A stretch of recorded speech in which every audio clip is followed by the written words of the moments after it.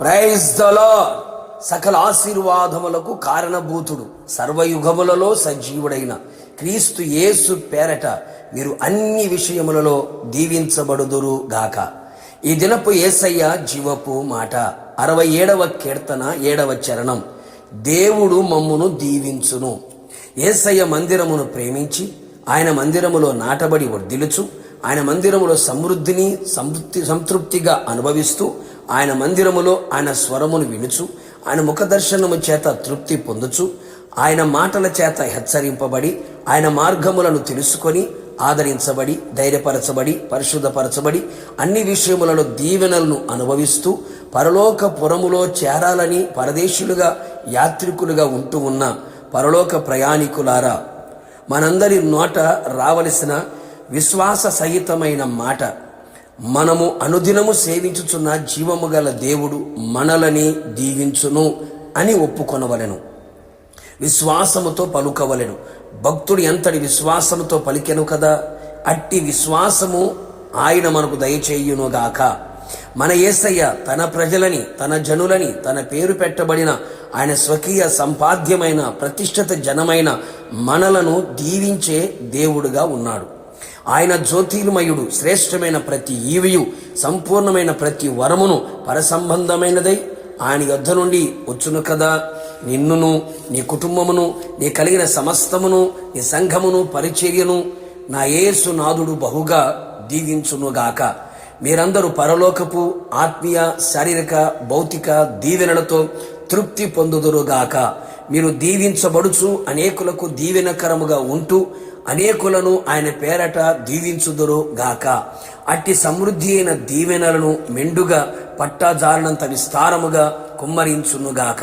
అవునా దేవుని ప్రియులారా, నీ దేవుడైన యేసయ్యను పూర్ణ హృదయముతో, పూర్ణ ఆత్మతో, పూర్ణ బలముతో, భయభక్తులతో, నిష్కాపట్యముతో, సత్యముతో, ఆత్మయందు తీవ్రత కలిగి ఆయనను సేవించగలిగితే అప్పుడు ఆయన నీ ఆహారమును, నీ పానీయమును దీవించును.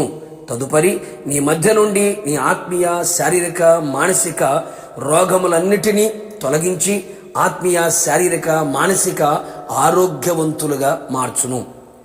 ఆయన ఎదుట యథార్థవర్తనులమై, న్యాయవంతులమై, దేవునియందు భయభక్తులు కలిగి చెడుతనమును విసర్జించి కుటుంబ పవిత్రత కొరకు ప్రార్థించే వ్యక్తివే అయితే నీకును, నీ ఇంటి వారికిని, నీ కలిగిన సమస్తమునకును చుట్టూ కంచి వేయును. అంతేగాక నీ చేతి పనిని దీవించును. నీ చేతిలో నువ్వు చేయునదంతయు సఫలమగునట్లుగా దీవించును. నీ ఆస్తి బహుగా విస్తరించును. నీవు నీ దేవుడైన యేసయ్య మాట శ్రద్ధగా విని ఆయన ఆజ్ఞలను అనుసరించి నడుచుకొనుచు ఉన్నట్లయితే నీ గర్భఫలమును, నీ భూమిని, నీ సమస్తమును ఆయన దీవించును. నీవు ప్రయత్నములన్నీ దీవించబడును. నీవు లోపల బయట దీవించబడుదువు. పైవాడిగా ఉండునట్లుగా, తలగా కనబడునట్లుగా దీవించబడుదువు. కావున నా దేవుని పరిశుద్ధ దైవ జనాంగమా, ఇట్టి దీవెనలకు మనమందరము పాత్రులమై ఆయన మహిమగల రాకడలో మహిమగల సంఘముగా మారి ఆయనతో మేఘముల మీద నిలిచి ఉందము. యుగయుగములు ప్రభువుతో సదాకాలము నిలిచి ఉందుము గాక. ప్రార్థన. అత్యంత కృపగలిగిన నా ప్రియ పరలోకపు తండ్రి, నీ పరిశుద్ధమైన పాదములకి కోట్లాది స్తోత్రములు చెల్లించుచు ఉన్నాం.